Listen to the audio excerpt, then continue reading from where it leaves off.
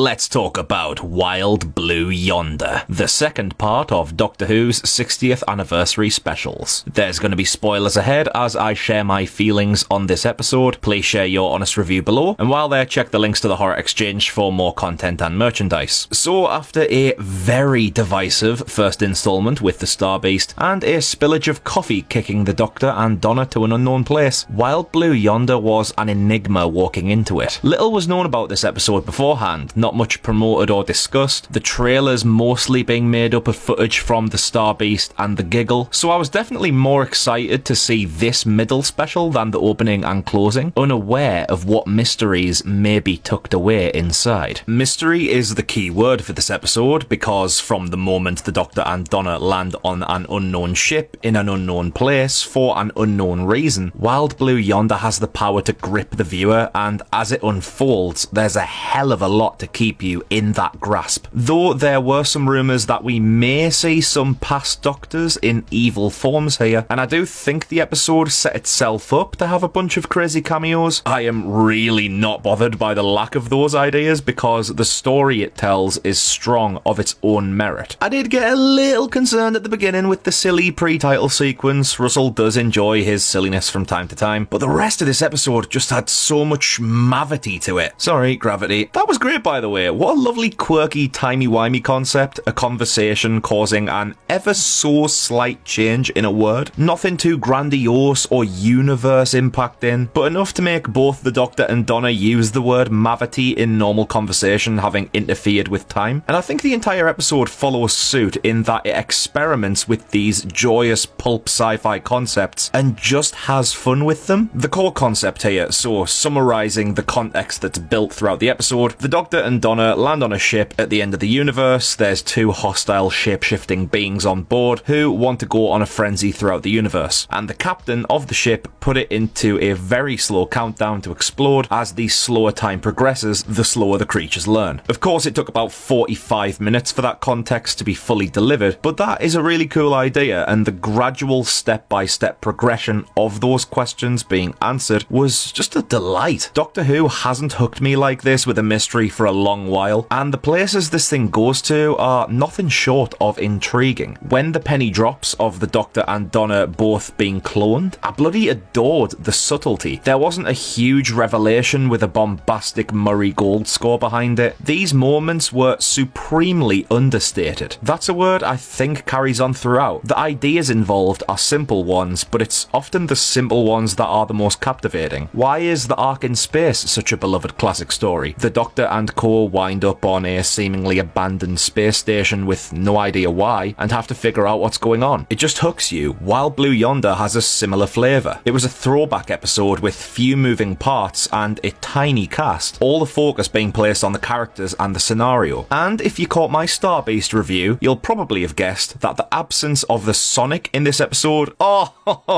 thank you. This is something I truly hope the show does more of, even though it's probably not going to. I feel like the Sonic these days is a means of selling toys to the kids, and I get that. Doctor Who's a franchise, financial needs must. But removing the Sonic in this episode was so refreshing to me because it made the danger feel more tangible. Now the Doctor has to figure things out with his mind. He can't just fall back on the get out of jail gadget. He has to wander around, use the grey cells, piece things together, work out a plan with the resources in front of him. Basically, demonstrate his brilliance that we know and love the character for, while in the back of your mind feeling like there's a limitation to what he's able to do. Man, did I love that. And even if this is only a one episode deal, it means I'll be able to look back on this one fondly for years to come. Another pull factor that'll keep me coming back is David and Catherine. My lord, are they good here. Very good. By having their regular selves and their doppelganger selves, these actors were really given an opportunity to experiment. The intimidation tactics of the copies, the sinister nature of their performances, and the more outlandish stuff like changing their mass and the exorcist crab walk. These things were a brilliant addition. I'm sure there's going to be a few people with this theory after this episode, but I wonder if there's any connection to whatever these creatures are and the Midnight Entity, another mysterious creature which can copy people, though that was more of a possessive creature with the copies here being more physical. It does still make me wonder if a connection connection can be made, especially as Midnight was also a Russell episode. If there is something in it, I'm glad the episode didn't say so. The reason Midnight is still my favourite new series episode is that the entity still hasn't been fully explained, giving the viewer the power of interpretation. If the wild blue yonder creatures are related, the fact it equally doesn't fully explain them means, again, if you want to make a link, that's down to the power of interpretation too. So, thumbs up from me. There was some truly shocking stuff tucked away in this episode, by the way, and a feeling of genuine dread. I know Russell described this one as a scary, dark episode before it aired, and I can understand why, but it's the character reasons that give this one fear factor for me. The fact that the replicas can copy memories as well as physical traits, so that there's a who's who going on, making the Doctor and Donna doubt each other, but there's also discussions about certain memories with mental barriers being kicked down. The biggest kick by far, wow, I am legitimately stunned that Flux and the Timeless Child were referenced here. Let's be honest, those plot points didn't go down particularly well with a lot of people, especially the Timeless Child, which was received with venom. Many people would have expected these things to have been retconned or just swept under the rug for a while. However, I do applaud the fact they've been brought up again and given relevance. Like, this took me back more than most other things in this episode, and David's rage-fueled reaction to having to face that conversation sells the hell out of how important the Timeless Child concept really is to the Doctor. I truly hope that Russell can do that controversial subject matter justice down the line in future seasons. I really bloody enjoyed the setting of this episode too. The design of the ship was nice, and there was a knife-edge atmosphere that carried me through the episode. There was a bit of comedy thrown in there, but it wasn't over the top. It was downplayed, so it didn't suck you out of the mood it created. And the production value, for the most part, was, again, a big step up. Apart from the main white corridor, which I thought looked pretty choppy in all honesty, but that's a minor nitpick I can more than let slide. I will say that regarding the episode's premise and setting though, admittedly, this didn't feel like a 60th anniversary episode. This felt like an episode that could be in the middle of any season. Really not that fussed about that because of how well it was executed. I feel like The Power of the Doctor, though a problematic episode, felt more like a coming together of the show's past in celebration. Doing even more cameos of past Doctors or companions or digging up ideas from long ago wasn't needed here to make the best of its concept. It succeeded in being itself, not having to include crowd pleasers in order to please the crowd. Until the very end, of course. Seeing Bernard Cribbins again was